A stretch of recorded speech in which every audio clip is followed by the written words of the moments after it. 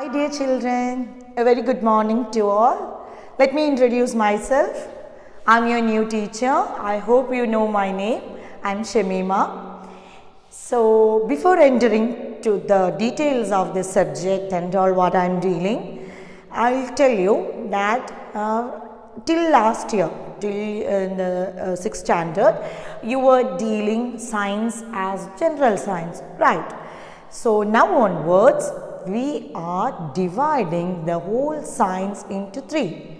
That is, some portions will be under the term biology, some will be under physics, and some will be under chemistry. Okay, so I am here before you to take your biology classes. Okay, so before entering, let me ask you one question to you. That is, what is biology? What does biology means? Biology is a branch of science which deals with the study of living organisms. Are you interested to know what are the things happening in and around the living organism? So that study is under biology. I know it is very interesting for you guys, and I will be dealing biology for you in this coming academic session. Okay, so this living organism includes both animals and plants. And what does it include? It includes their behavior, their morphology. Have you heard of the term morphology and all? Anatomy. Have you heard of these new terms and all? So, in the coming years and all, you will be knowing more about these things. Okay, so morphology, anatomy, our behavior, not only our behavior, all the living organisms' behavior, all comprises under biology. So, I welcome you all for the biology class. Shall we start? Okay, so this is our first chapter.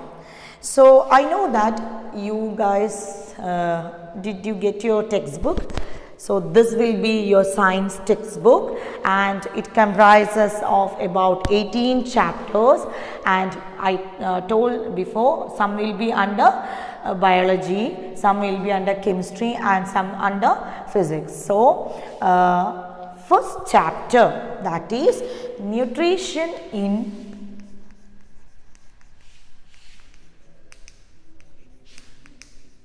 plants. That is our first chapter. This is under biology. Nutrition in plants. Okay, first of all, we can see that. You all know that all living organisms perform variety of activities to have their normal lifestyle, isn't it? They for their basic life process, they have to conduct many metabolic activities. What do you mean by metabolic activities? The activities that is happening inside our body, that includes digestion, respiration, circulation, reproduction. All these things, don't get panic upon hearing all these things. They are quite easy, rather very interesting too. So, we will be dealing step by step all these things. So, all these constitutes the metabolic activities. So, in order to perform any kind of activity or any kind of work, we need energy, right? From where does we get this energy? How do we work? Yes, it's from the food we eat, right? The food we eat gives us lots and lots of energy, right?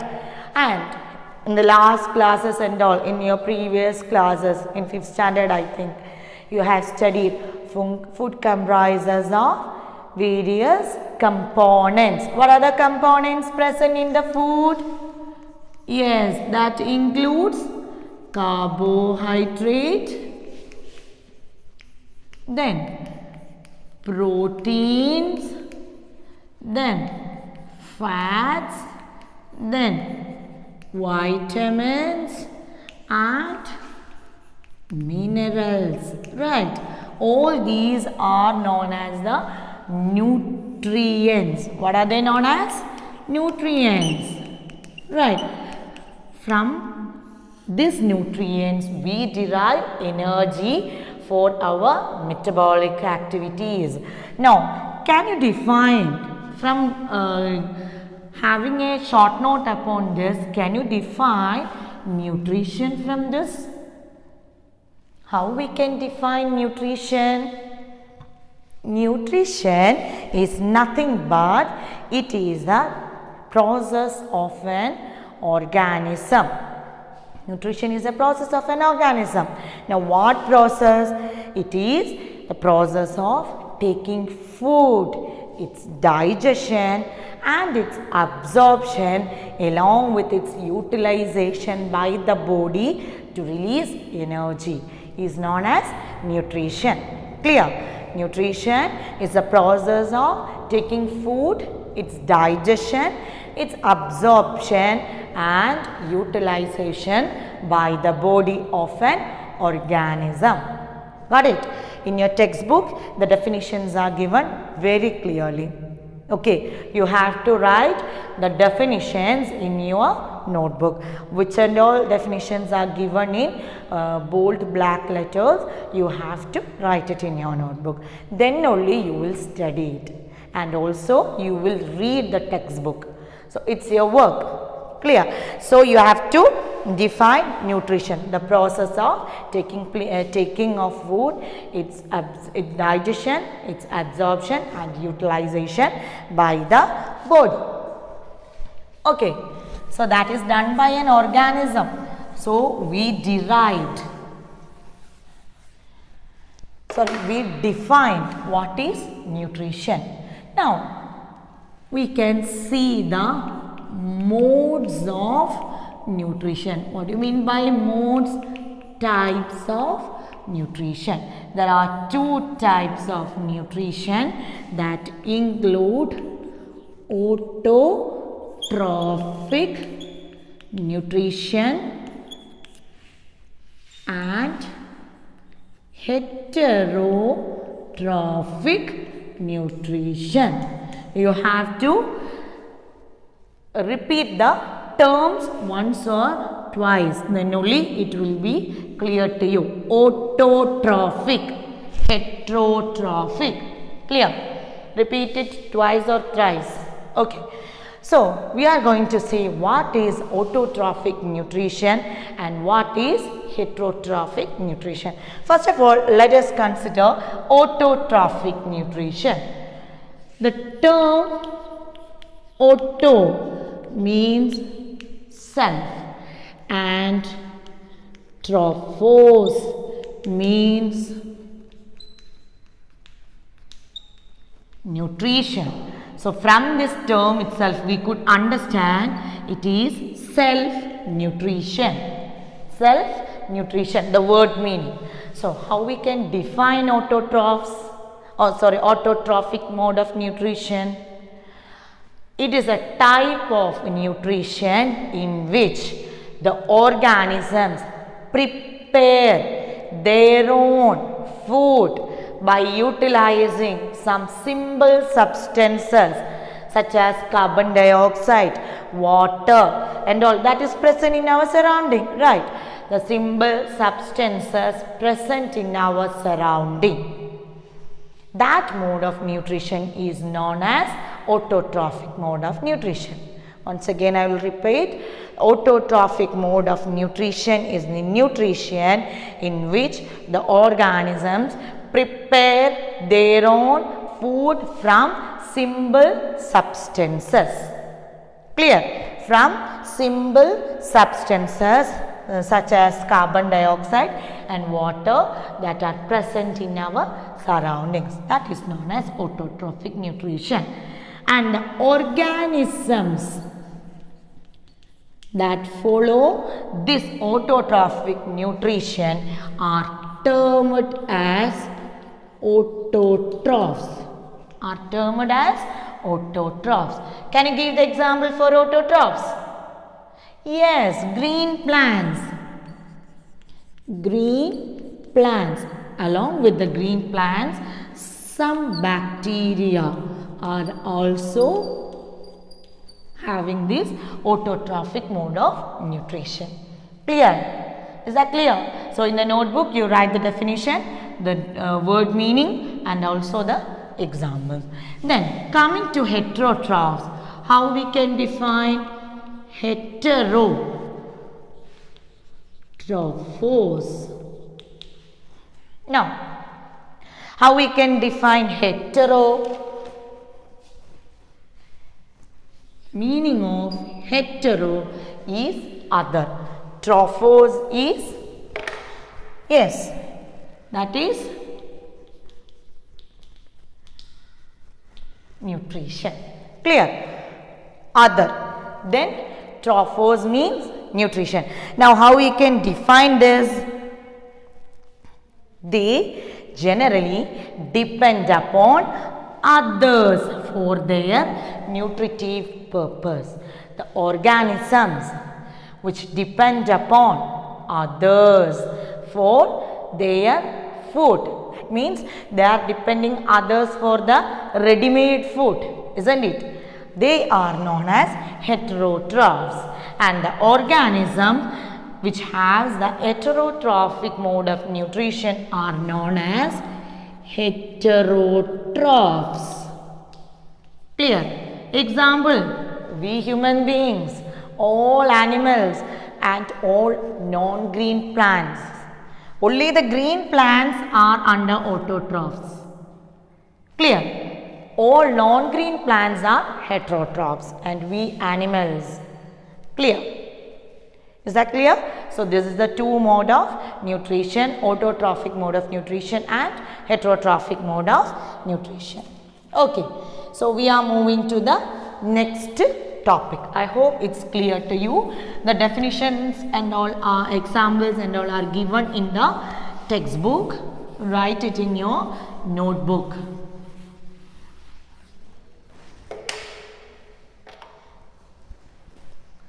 Now it's a familiar common term, right?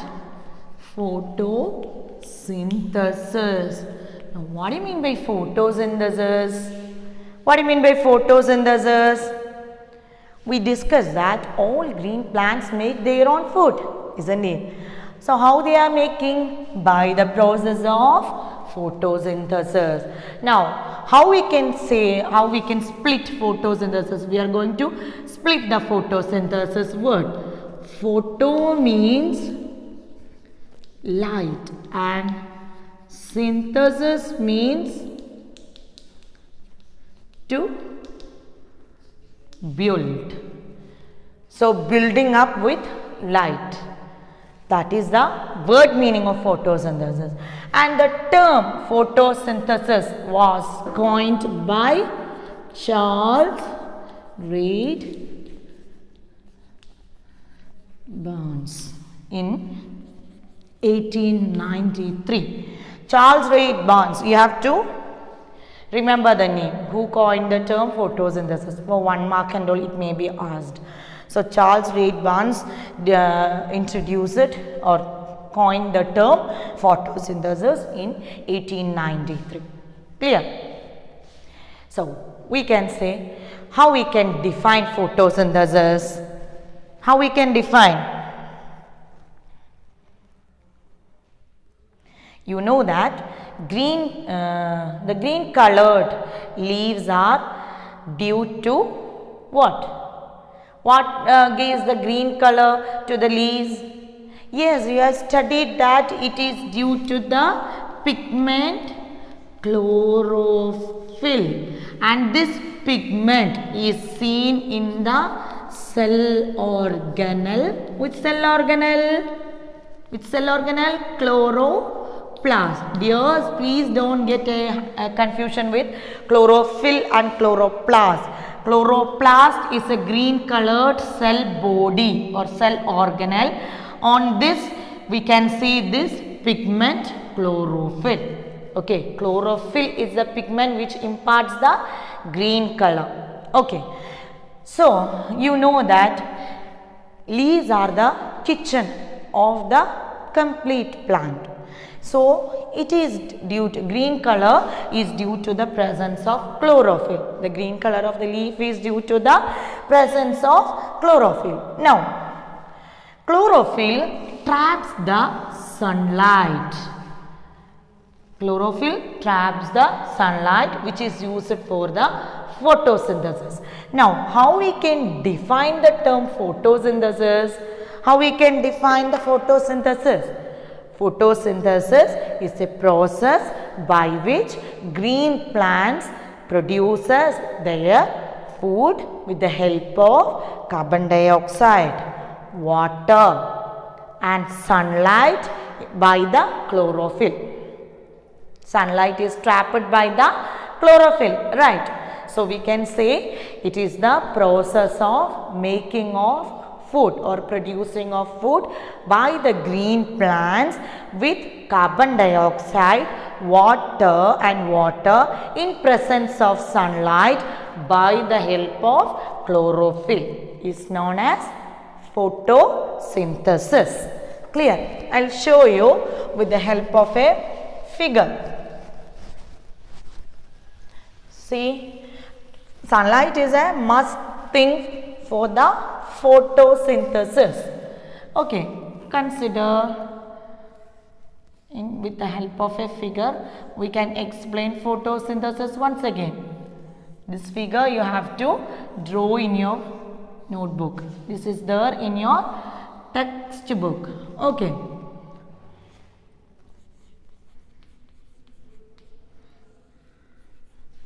Water, minerals, along with the water minerals are also going. So this is the soil. Clear? We can draw a flower too. Okay, sun is there. Okay, sun is there. We can draw some clouds which indicates atmosphere. So in the atmosphere carbon dioxide are also present, oxygen.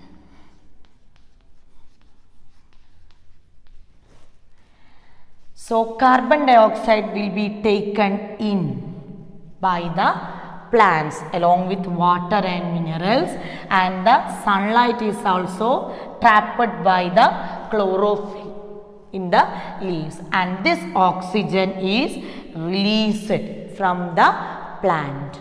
Clear? Is that clear? Carbon dioxide will be taken along with the water and minerals in presence of sunlight by the chlorophyll, and all these together helps the plants to prepare their food. Along with the food, oxygen is also released. That oxygen is utilized by we human beings and all animals for our breathing purpose, isn't it? Okay. So this you have to draw in your notebook when you are writing the definition of the photosynthesis. Now, figuratively we expressed photosynthesis. Now, how we can give an equation? 6 CO2. CO2 is carbon dioxide plus 6 H2O. H2O is water.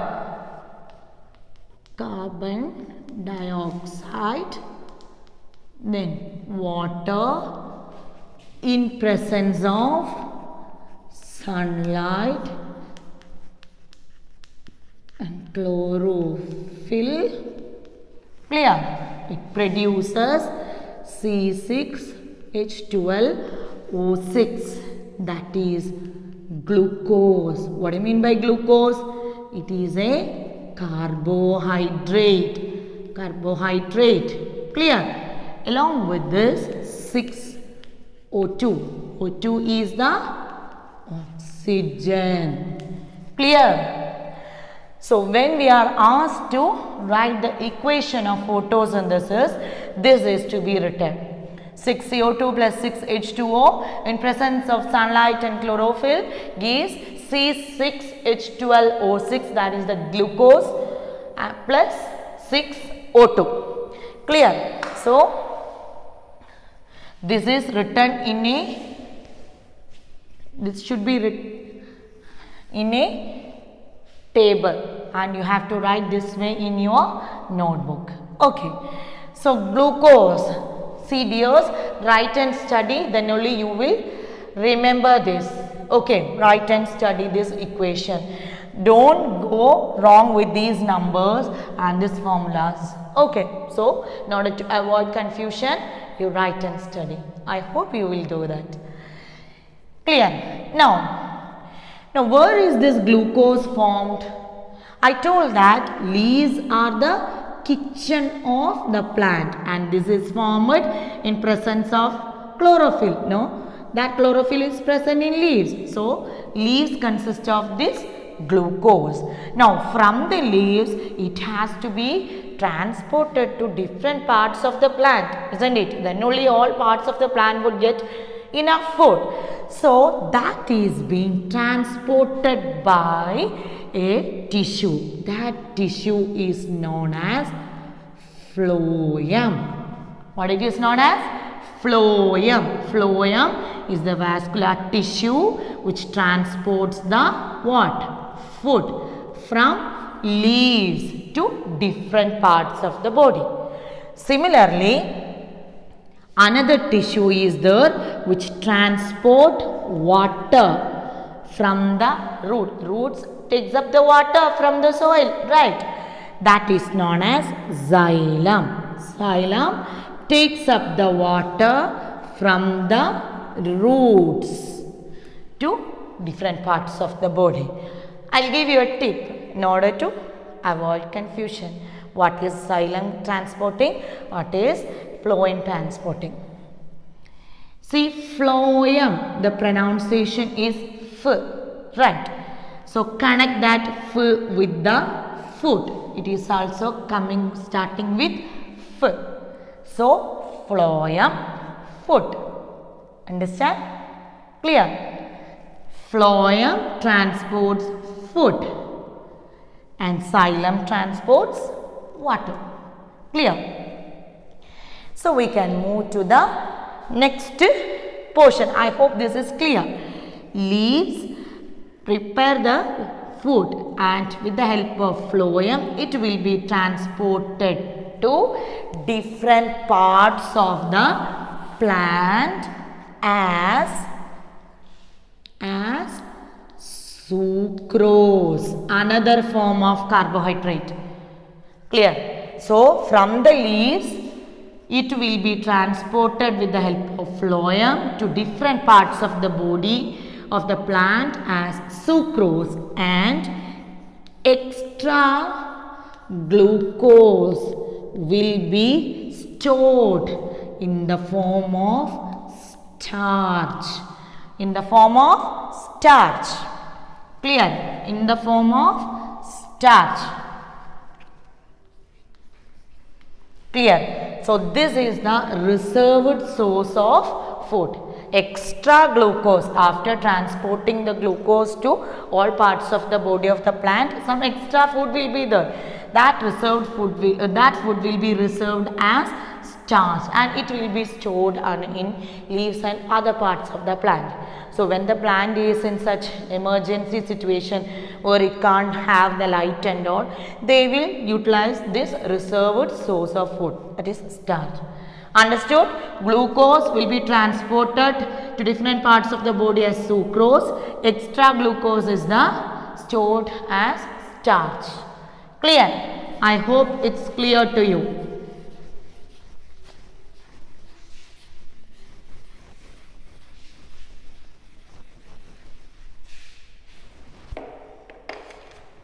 Now we are moving to the next session, that is requirements of photosynthesis. Requirements of photosynthesis. Now, what are the requirements of photosynthesis? They include carbon dioxide, then water and minerals, isn't it? Then, what is next? Chlorophyll, isn't it? Chlorophyll. Then Of course, sunlight. Clear? So first we can discuss with water and minerals. Now, which tissue transport water and minerals from the soil to the root? Yes, it is xylem. It is xylem. Xylem tissue transports the water from the soil. Suppose this is a plant. This is soil. Soil contains water. Let it be water. This water from the soil enters to the root, and from the root it will be transported to different parts of the plant with the help of xylem. See, xylem is like the pipes. They are having different pipes all over the body of the plant. I will help you. Suppose at our houses and all, you would see that our water is stored in a tank, isn't it? Water from the well is stored in a tank, and this tank will be having a main pipe which is connected to different pipes to our bathrooms and to various areas of our houses. So when we open the tap in our bathroom or in any area, in kitchen or anywhere, we used to get water. Similarly, so this is running, many pipes are running from this main tank to different parts of our houses. Similarly, xylem, which is present in the root, is having many pipes which is running all over the different parts of the body to ensure the passage of water. Clear? Okay. Now, one more thing, one more new term you have to know. Again, I will draw a rough figure. Water is present here. Water is present in the soil. Okay, this is the soil. Okay. So, how this water is moving to this root? How water is absorbed by the root from the soil? It is by a process known as osmosis. What it is known as? Osmosis. Osmosis is a process of movement of water molecules from a region of higher concentration to a region of lower concentration. Higher concentration to a region of lower concentration. Now, I will explain you with the help of figure. See, soil is containing water. So, where does the water molecule, where is the high concentration of water molecule? In the soil or in the root?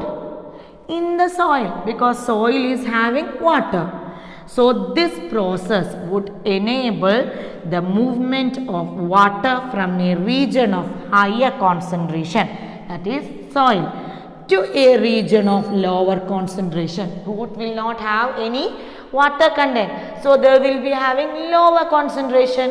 So this osmosis helps the movement of water from higher concentration to lower concentration through a semi permeable membrane. What do you mean by semi permeable membrane? What do you mean by semi-permeable membrane? Semi-permeable membrane are those membrane which allow only certain molecules to pass. It will not allow the entry and exit of some molecules. Clear? Only some molecules can pass through this semi-permeable membrane. Is that clear? Clear? Semi-permeable membrane. It's a cell membrane. So, with the help of osmosis, this xylem is, this water is passing from the soil to the root, and with the help of xylem, it will be passed to different parts of the body. Clear? Now that's all about water and minerals. Now we are going to see the second session, that is second requirement for the photosynthesis, that is carbon dioxide. You know that carbon dioxide is taken by the plant from the immediate surroundings, right? Now how the carbon dioxide is entering the plant? Yes, they are entering the plants with the help of tiny pores that is present on the lower surface of leaf. Lower surface of the leaf. Tiny pores present on the lower surface of the leaf, and that is known as stomata. It is known as stomata. Stomata are the tiny pores present on the lower surface of the leaf. Through the stomata, carbon dioxide are entering the plants, and through the stomata, oxygen is released to the atmosphere by the plants. Clear? So stomata act as a area for the gaseous exchange. It takes up the carbon dioxide and also gives out the oxygen. Clear? So stomata, it is more or less a bean shaped structure.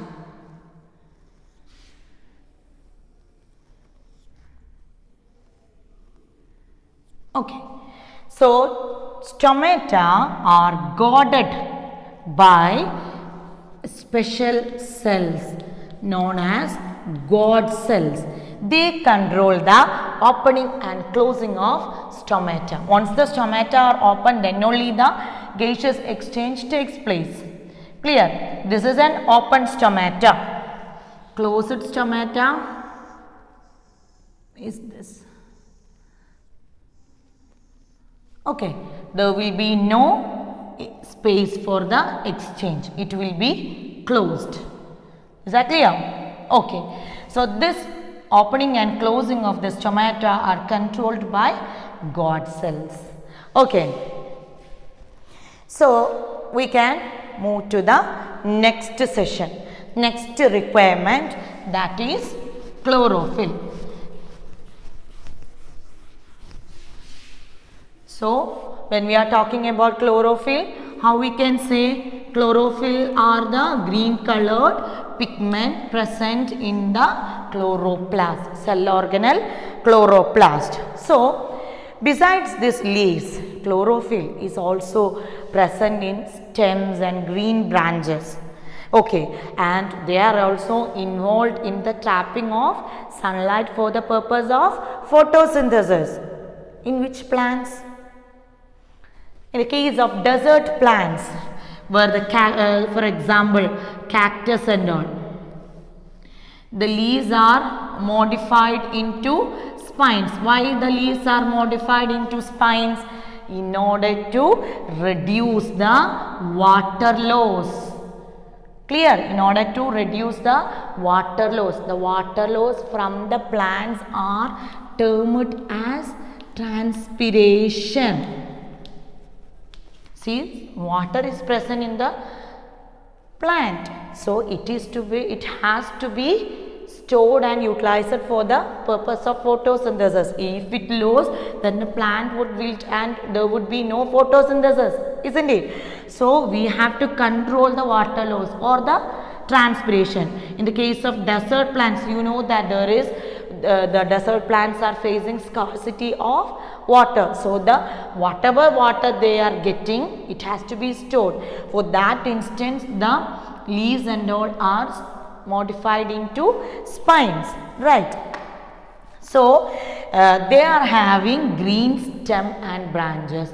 So they contain chlorophyll, which traps the sunlight. Clear?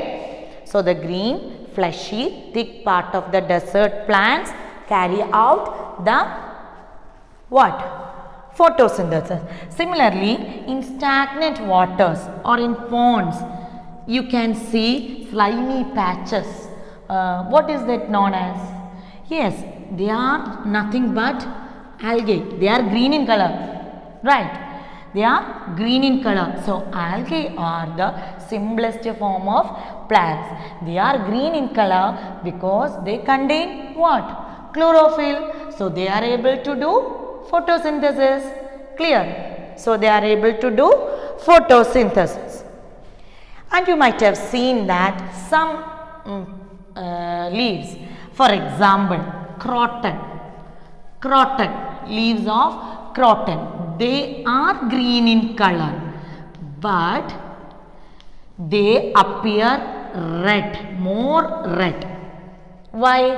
The red color pigment hides the green color in it. Clear? The red color pigment hides the green color in it, but they are also capable to perform photosynthesis. That green color part consists of chlorophyll, which could trap the sunlight and can help the photosynthesis.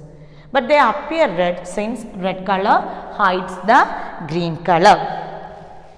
Is that clear? So shall we move to the last session, that is sunlight? Okay. Sunlight. That is the fourth requirement. Right. Sunlight. Chlorophyll traps the sunlight as solar energy. Solar energy is trapped by the chlorophyll and it will be converted to chemical energy. Clear? The solar energy that is being trapped by the chlorophyll will be converted to chemical energy. Clear? And that chemical energy will be stored in the form of carbohydrates. They are helping for the photosynthesis. Is that clear? Okay. Then aquatic plants. Do aquatic plants perform this photosynthesis? Yes, aquatic plants also perform photosynthesis. Some sort of aquatic plants which include lily, hydrilla, Vallisneria, all perform photosynthesis. Then how do they get this carbon dioxide? They take up the carbon dioxide that is dissolved in the water. So they take up that dissolved carbon dioxide to perform the photosynthesis. I hope it's clear. Requirements of photosynthesis: carbon dioxide, water and minerals, chlorophyll and sunlight. Okay, so with this we discussed what is photosynthesis, what are the requirements of photosynthesis in detail. Now we are going to see importance of photosynthesis. So why this photosynthesis is very important? See, we can't imagine an earth without photosynthesis. Why? Due to some reasons that is being followed. Now, photosynthesis is the process of preparation of food by the plants. See, if there is no photosynthesis, the plants cannot prepare food. So, if the plants cannot prepare food, there will be no plants, right? Plants prepare food by photosynthesis. So, if there is no photosynthesis, there will be no food for the plants. If there is no food for the plants, no plants will be there in the earth's surface. Clear? Another thing, plants takes up what? Carbon dioxide and releases oxygen that is being utilized by different animals for respiration. So, a balance between carbon dioxide and oxygen is maintained with the help of plants, right? If the plants are not there, there will be no taking up of the carbon dioxide and no release of oxygen. So, what will be the condition of earth? If there is no photosynthesis, the balance between these two gases will be lost and it does not support any life. So due to all these reasons, we say that life on earth would be impossible in the absence of photosynthesis. So I hope today's class is clear to you. We have discussed a simple topic, autotrophs, heterotrophs, then photosynthesis, requirements of photosynthesis and its importance. So if you are feeling any kind of difficulty, don't feel shy or to ask the doubt. I am always here to help you, dears. Thank you. Have a nice day.